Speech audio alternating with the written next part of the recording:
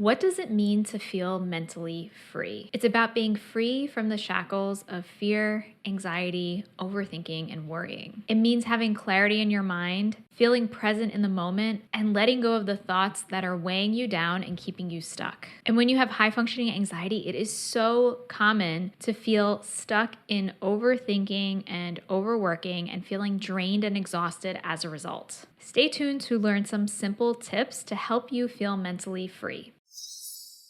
This is episode number 112, 8 tips to feel mentally free when you have high functioning anxiety. Welcome to Calmly Coping. My name is Tati and I'm a licensed therapist and coach specializing in high functioning anxiety. I help high achievers let go of anxiety, overwhelm, and burnout so they can finally stop overthinking everything and feel calm, balanced, and confident from within. If this topic interests you, then please like this video and subscribe so you get notified whenever I release a new episode. Thank you so much for tuning in. So if you can resonate with high functioning anxiety and with the description that I just shared in the beginning of this episode, then stay tuned because I have an exciting announcement at the end of this episode. So let's get straight into it. Here are my 8 tips to help you feel mentally free. So tip number 1 is to have an outlet.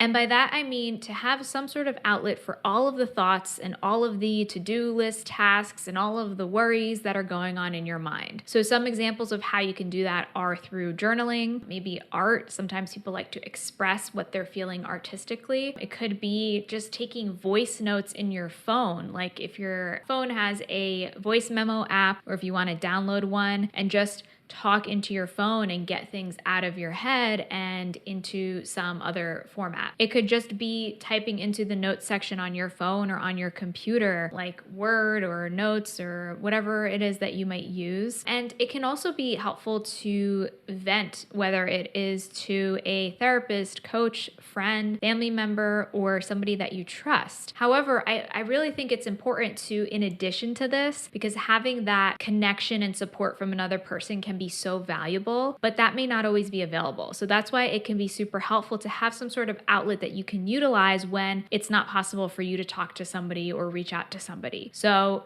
my favorite go-tos are journaling, and recently I've been just using the Notes app on my phone and getting thoughts out there. This can be really powerful because just getting what's going through your mind, and oftentimes when we're overthinking, it's the same things repeating over and over again, or it can be a lot of negative thoughts, things that you may not even be acknowledging. So just the fact of making what's implicit inside your head and making it explicit and getting it out on paper or whatever other format you might want to, that can be really helpful to get that mental freedom and clarity that you're looking for. I think that at the same time, it can also help to be intentional with this. So you can do like a brain dump of getting out whatever is on your mind. And then you can also, I like to end it with some self-compassion. So after you've gotten out your thoughts, your worries, your to-do list tasks, your fears, what's on your mind, I think it can help to end it with speaking to yourself like you would to a friend. So you're kind of getting that benefit of the support, but you're actually providing that for yourself. And you'd be surprised when you come from that perspective, how simple it can be to treat yourself with that self-compassion and speak to yourself like you would to a friend, and how this can help to kind of wrap up what you might be getting out in your head and help you to feel more calm afterwards as a result. Tip number 2 is to let go of the past and the future. And I know, easier said than done. This one's super tough. So I'm not trying to claim that this is something that you can just decide to do and then it's going to happen, because it's not. But even just having that intention of, if you find yourself ruminating over things that have happened in the past and having difficulty letting go of them, or if you're anticipating or worrying about things that might happen in the future, practicing that acceptance and reminding yourself that you cannot change what has happened in the past and you can't control what might happen in the future. And so it's really bringing your attention back to the present moment and focusing on what you can control, what you can experience right now, which is this moment. So anytime you catch yourself in moments of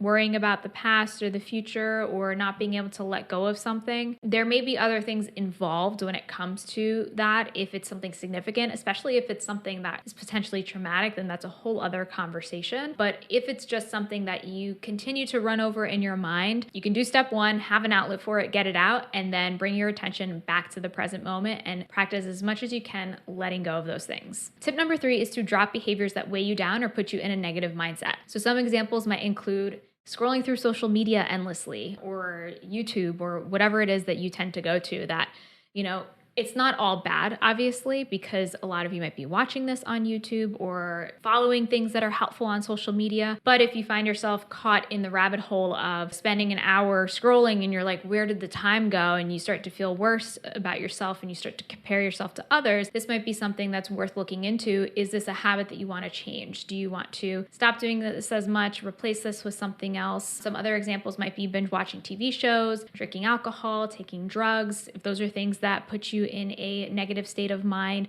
maybe it's spending time with people that are negative or that put you in a bad mood. So really doing an inventory of what are the things in your life that currently weigh you down and drain you, and can you drop those? Can you replace them with other things that are going to help you feel better? Tip number 4 is super important. It's to prioritize your sleep. Sleep, I cannot emphasize enough, is so massively important. And that's because there is so much that happens during sleep. So sleep is when our brain converts short-term memories into long-term. It processes the things that you might have learned during the day, as well as regulating emotions. So that occurs during your sleep. That's why if you ever have any dreams that are emotionally intense, this may be a way of your subconscious mind actually working through these emotions and playing them out and helping you to process them. Another thing that can happen during sleep that is obvious is that it recharges you and it allows you to have more energy during the day and more focus. It also helps to regulate your mood during the day. So when you get enough sleep, you're better able to cope with stress and regulate your mood, and you may feel less anxious as a result. Another thing that happens during sleep is hormone regulation. And so this can affect things like your appetite. Actually, studies have demonstrated that people who get less sleep actually tend to eat more because they actually have an increased appetite, because they're not working through the phases of sleep that are necessary to regulate those hormones that are responsible for your appetite. So there are so many things that happen during sleep, and it can have such a massive impact. Just this one thing of prioritizing your sleep can be super helpful to help with that mental freedom, help you to work through the things that might be staying stuck in your mind and letting them out. Tip number 5 is to practice gratitude daily. So it's really simple. All you have to do is at the end of the day, just reflect on what are you grateful for, what went well that day, what are you proud of yourself for, anything that you can practice being grateful for.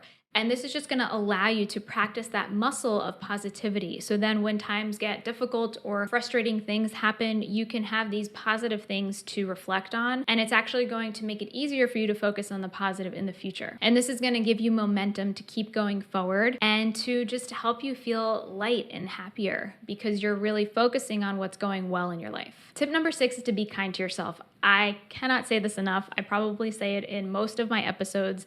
But, that's because it's so important and can be so impactful. So it can really help just to practice that positive self-talk. So that's speaking to yourself kindly. I mentioned before speaking to yourself like you would to a friend. So that's a great way to practice being kind to yourself. And just in any moments that you can, be your own best friend, be your own cheerleader. And that can go a long way in helping to clear any of those worries or negative thoughts that might be coming up for you. Tip number 7 is to go with the flow. I know this might be hard if you're a super type A personality, you like to be organized and structured and do things in the proper way. And there's nothing wrong with that. I think it's also important to balance that out with going with the flow. So having that balance of having the structure while also creating opportunities for you to just not have that structure and to let go of the pressure and let go of the stress and expectations and just allow yourself to do nothing for a day and not feel guilty about it. Going with the flow is gonna, again, allow another opportunity for you to let go of that negativity and pressure and just allow you to be present and enjoy the moment. And then tip number 8 is to play and have fun. And this kind of goes along with going with the flow, but it's just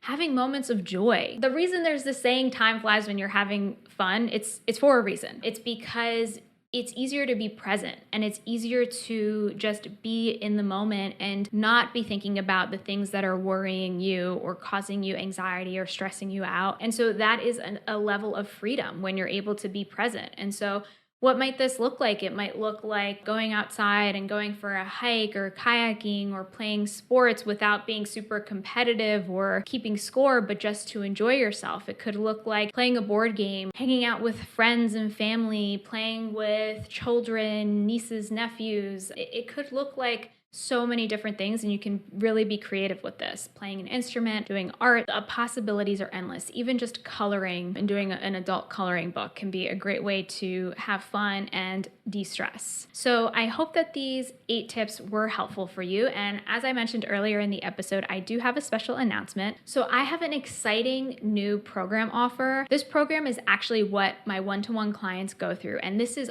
all of my knowledge when it comes to high functioning anxiety to help you feel calm, balanced, and confident from within, and to help you really manage anxiety and stress that can come up, improve your work-life balance, and elevate your confidence and self-worth. I'm super excited because I'm offering this in a brand new format that's going to be accessible to more people. And I'm actually publicly launching it if you're catching this live in August, September of 2022. However, if you're catching this after the fact, you're still able to access this offer. And it's actually a secret offer that I have. So you can get access to it if you're interested by sending me a DM on Instagram at TatianaGLPC. You can DM me the word freedom. You can also contact me on my website if you don't have Instagram. I'm going to leave a link for that as well. And you can also include the word freedom. Let me know that you're interested in hearing more. But I'm going to leave a link so you can get the information if you're catching this live. And like I said, it's a super exciting offer that I really think if you're struggling with what I described in this episode, with high functioning anxiety, with difficulty just overthinking things, and you want to get to that place of feeling mentally free and feeling